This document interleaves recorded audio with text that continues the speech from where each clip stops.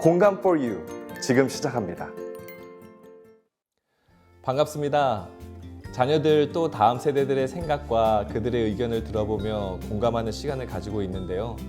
마음을 여시고 그들과 공감하기 위해 노력하시는 우리 부모님들 한 분 한 분을 격려하고 싶고 또 여러분들의 노력이 절대로 헛되지 않을 것이라는 것을 이번 시간을 빌어서 꼭 말씀드리고 싶습니다.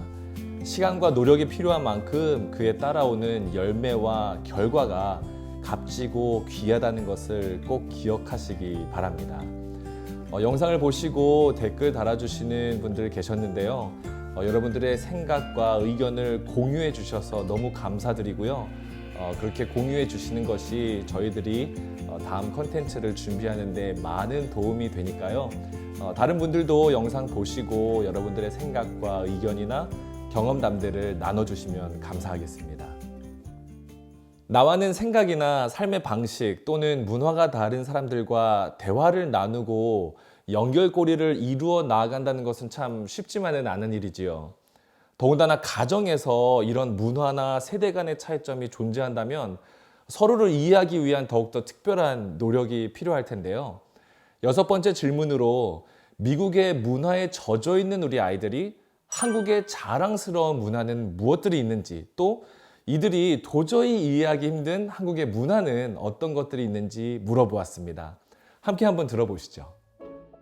한국 사람들이 개고기를 먹는 것을 이해할 수 없어요.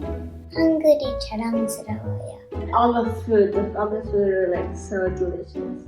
Every year the tea changes, and this year is 소띠. 저는 여기 항상 헷갈려가지고 몇 살 차이부터 반말을 써야 되고 몇 살 막 존댓말 써야 되고 그런 게 약간 헷갈릴 때가 많아요. 저는 미국에서도 인기가 좋은 한국식 바비큐랑 그리고 전통 옷인 한복이랑 그리고 요즘 엄청 핫한 힙합을 소개시켜주고 싶네요. I'm very proud that I can speak and understand Korean, especially with the rise of Korean culture and pop and Korea in general. I think that my skills in Korean will prove beneficial to me in the future when I look for jobs or just as an adult.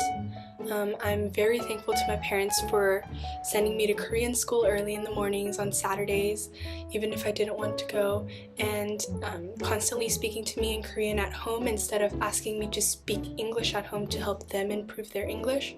So that is something I'm very proud of. The Korean food is like 너무 맛있어. Korean food is really important to the culture. It's like symbolic. It's used for traditional purposes, like on occasions, on dates, and yeah. 1990년에서 2000년으로 넘어가는 시기에 몇몇 한국 드라마들이 번역되어서 다른 나라에서 방영이 되기 시작했고 2002년 한일 월드컵의 열기에 힘입어서 우리가 알고 있는 이 한류 열풍이 시작되었습니다. 그 이후로 K-드라마, K-팝이라는 장르로 수많은 드라마와 대중가요가 다른 나라에 선보일 뿐 아니라 K-바베큐라는 이름으로 한국 밥상이 소개되면서 이제 외국인들도 한국 고깃집에 가면 Can I get some side dish가 아니라 Can I get some 반찬이라고 하는 얘기를 그리 낯설지 않게 듣게 되었습니다. 한글을 배우고 한국을 방문할 뿐만 아니라 한국으로 아예 이주해서 몇 년을 살고 오는 것을 아주 자랑스럽게 여기는 외국인들도 점점 많아지더군요. 이런 현상을 볼 때마다 한국인으로서 얼마나 자랑스럽고 애국심까지 솟아오르는지 모르겠습니다. 이에 비해 한국인만의 유별함도 둘째가라면 서러운 것들이 있지요. 밥 먹고 나서 서로 돈을 내려고 아웅다웅대는 모습은 마치 다른 나라 사람들이 보면 싸우는 모습처럼 보일 때가 많아서 불쾌하다고 하는 외국인들이 있더군요. 또 한국 사람들은 누군가를 만나면 나이를 꼭 물어보게 되죠. 그리고 같은 연대에 있는 사람끼리는 바로 다음 질문이 나오죠. 그래서 몇 월생이세요? 한국인들만의 이 서열 문화 때문이겠죠. 또 외국인들이 제일 먼저 배우는 한국말이 있다고 합니다. 그건 다름 아닌 빨리빨리입니다. 뭐든지 빨리빨리 해야 직성이 풀리는 우리의 근성은 우리나라의 인터넷, 택배, 배달 같은 서비스를 세계적인 수준으로 만들어 놓았죠. 제가 방문을 한국에 할 때마다 느끼는 점은 엘리베이터 문도 빨리 닫힌다는 것입니다. 참 흥미롭죠? 이민사회에서 자녀와 아이들이 또 기성세대와 차세대의 관계에서 이런 문화적인 차이점 때문에 서로를 이해하고 받아들이기 힘든 일들이 분명히 있겠죠. 그런데 중요한 것은 이런 문화적인 차이보다도 더 힘든 부분은 아마 세대 간의 차이가 아닐까 싶습니다. 세대 차이, 신세대와 쉰세대의 차이가 참 없으면 좋겠고, 나는 차세대에 대해 잘 알고 이해한다고 이야기할 수 있겠지만 어쩔 수 없는 이 시대의 흐름과 유행으로 인해 존재하는 것이 바로 이 세대 차이인 것 같습니다. 예를 들어 부모님 세대는 전화를 걸고 받는 것을 이야기할 때 손모양이 이렇게 되지만 우리 자녀들은 이렇게 하는 거 아셨나요? 신조어 몇 개 테스트 한번 해볼까요? 몇 개나 아시는지 한번 보세요. 쉬운 것부터 해볼까요? 인싸, 아싸, 갑분싸, 갑통알, 얼주가, 오저치고, 케바케, 사바사. 이 중에 여러분 몇 개나 아시나요? 답안은 영상 후에 공개해 드리도록 하지요. 지난 수년간 우리를 오고 간 세대들은 대략 이렇습니다. 1946년부터 1964년도에 출생한 세대를 우리가 베이비 부머리라고 하죠. 그리고 그 후에 온 1965년부터 80년도에 출생한 세대를 Generation X, 1981년부터 96년도의 세대를 Millennials 또는 Generation Y라고 하고 1997년도부터 2015년 사이에 출생한 아이들을 Generation Z라고 합니다. 각 세대가 자기만의 특징이 참 많이 있는데요. 가장 두드러지는 부분들은 아마도 이 베이비 부머 세대는 시대적으로 고생을 많이 하신 세대에 비해서 X세대는 경제적 풍요 속에 각자의 개성의 자유성이 보이고 Y세대는 YOLO, You Only Live Once, 즉 주어진 틀에서 벗어나서 본인이 하고 싶은 것들을 찾아서 해내는 세대였고 Z세대는 이런 수직적인 관계보다는 수평적인 관계에서 자유로운 의견 제시와 소통을 추구한다는 특징이 있습니다.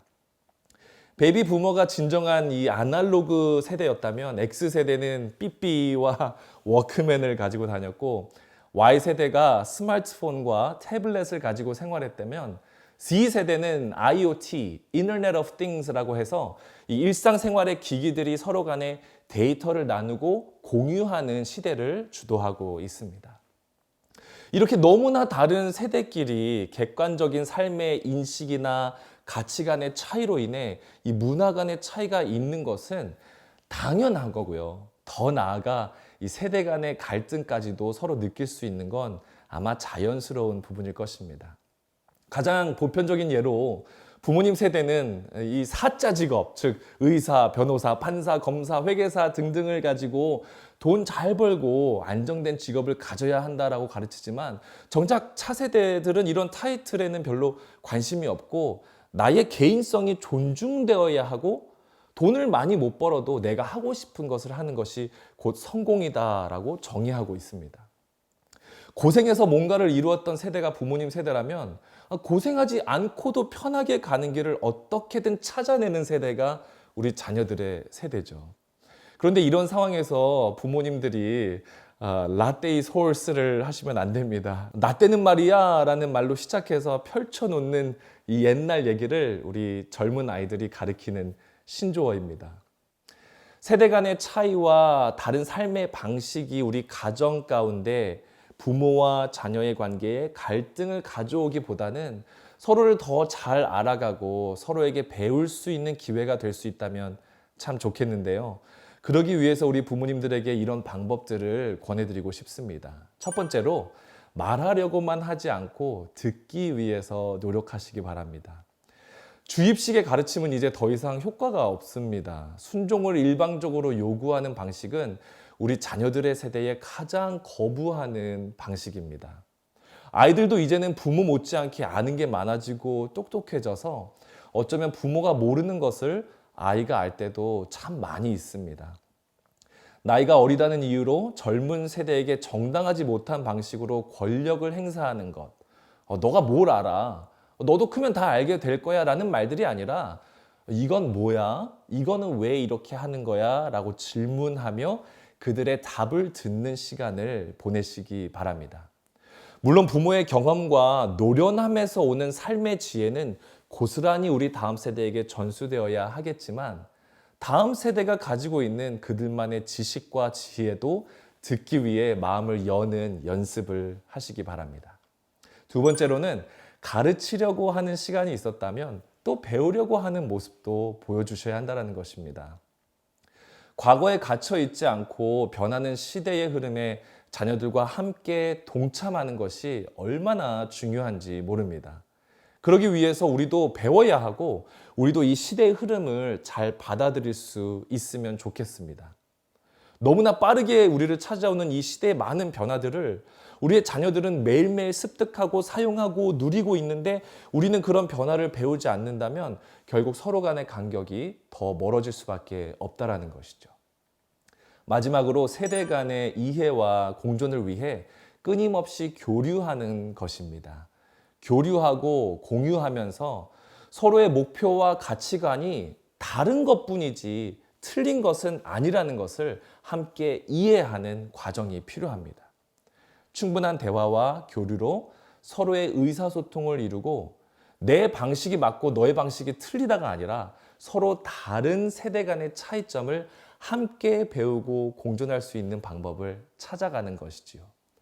이렇게 하기 위해서 우리 부모님들이 먼저 다가가셔서 대화를 시작해 주시면 어떨까요? 세대 공존의 기술이라는 책에서 저자는 각 세대의 사람들이 서로를 존중하고 격려하며 긍정적인 피드백을 아끼지 않으며 세대별로 요구되는 역할을 잘 이해하고 수행할 때 진정한 협력과 팀워크가 발휘될 수 있다고 이야기합니다. 세대 간의 공감대를 형성하기 위해 나 자신보다는 우리라는 가정의 공동체를 바라보면서 우리 자녀들에게 다가가시는 부모님들 되시면 어떨까요? 6번째 공감 for you 여기서 마치겠습니다.